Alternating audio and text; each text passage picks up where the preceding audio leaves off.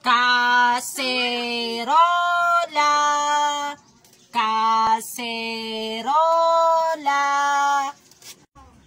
Excuse me, pangit na matanda. Patingin na ako ng kaserola mo.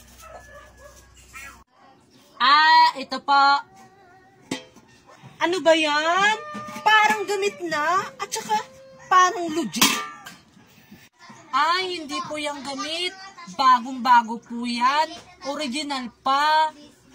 Pangit na matanda, magkano nga yung kaserola mo?